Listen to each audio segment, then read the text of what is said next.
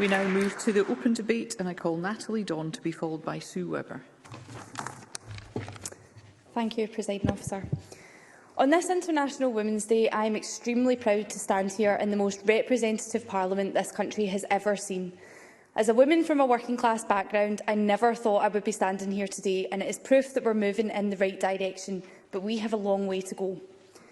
It's right that recognition has already been given to the horrors that women are facing right now in Ukraine, and I would like to join in emphasising my dismay over this. It has been absolutely heartbreaking to see the displacement of over 1.5 million citizens, most of whom are women and children, and for those who have been unwilling or unable to flee, we're seeing allegations of rape, women giving birth in underground stations, and newborns being treated in makeshift bomb shelters. The strength and bravery of these women cannot be understated. I want to welcome the First Minister's apology to those convicted under the Witchcraft Act. I am currently in the process of beginning a Members' Bill to pardon these victims, mostly women, and I am sure that this will go a long way in tackling bias and sending a message across the world that this practice is not acceptable. In the current day, I want to begin by paying homage to the contribution and the sacrifices that women have made throughout the course of the pandemic. Women have played a huge role in keeping society together during the toughest of times, undertaking the majority of frontline roles and taking on an increase in caring within the family setting. However, this has come at a cost. And UN Women have estimated that the impact of the pandemic on women's equality could mean a rollback of 25 years of progress on women's rights. The majority of women are expected to be managers in our own homes, taking on the majority of caring responsibilities and everyday mundane tasks, including cleaning and cooking, and the pandemic has only served to strengthen this. A publication from Engender noted that if you recorded all that uncounted labour, it would be worth an estimated £1.1 trillion, or around 56% of GDP. New mothers have also missed out on a whole range of experiences with their little ones, and pregnant women over the last 2 years have experienced a pregnancy like no other. Limited birthing partner visits, missed antenatal classes and face masks during birth. With a 2-year-old daughter and a 7-month-old son, I've experienced some of this myself, and I've heard first-hand, both through my own personal relationships and from my constituents, how difficult mothers and pregnant women have found this. It is no wonder that mental health issues among women are soaring, an issue which I am confident the Scottish Government are committed to improving. Also, as my colleagues have quite rightly highlighted, we've seen domestic abuse cases increase during the pandemic, and this was especially heightened during severe restrictions.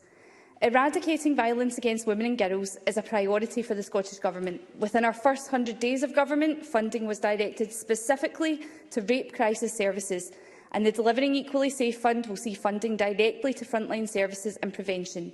And it is absolutely right that tackling violence against women is and remains a priority.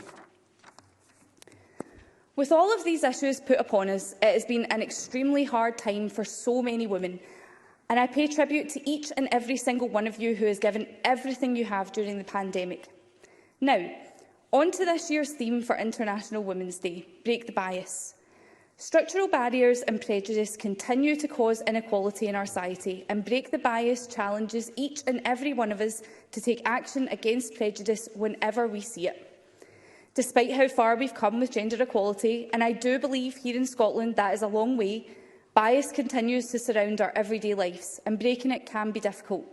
Stereotypes fuel misogyny, and women should not have to act or behave in a certain way to conform to these outdated stereotypes.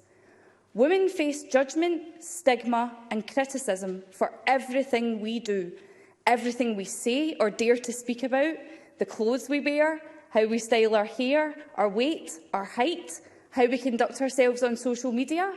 We're expected to go above and beyond to help and keep a smile on our face while we're doing it. We get judged if we choose a career over a family, and likewise, we get judged if we decide to start a family. And when we do, that comes even more questions. How are we going to cope with work? Are we even going to bother with work? How do we raise our children? Are we going to bottle feed them or breastfeed them? The list is exhausting, and it goes on and on.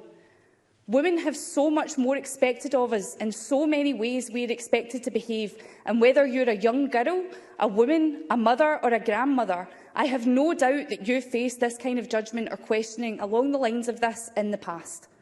It is tiring. Please, can we just let women be and stop scrutinising us in a way that few men would ever be subject to? I have no doubt from the women I have witnessed in my life, that the majority of us are smashing it, regardless of any negativity or perceived bias. However, it takes an emotional toll, and it is unjust that women should have to fight these battles on a daily basis.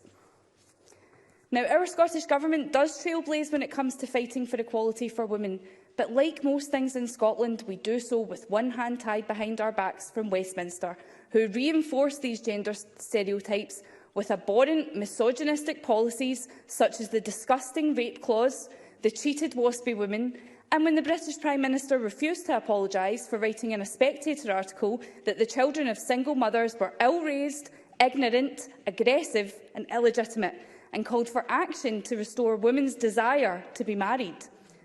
So to the UK Prime Minister and any other misogynistic man in a position of power, as a young woman raised by a single mother, we won't stop, we won't be quiet, and we are here to be heard. To finish, I want my daughter to grow up in a world where she is free to do what she wants and follow any path she wants without fear of judgment, where she doesn't have to walk down the street with her keys between her fingers the way we all have in the past.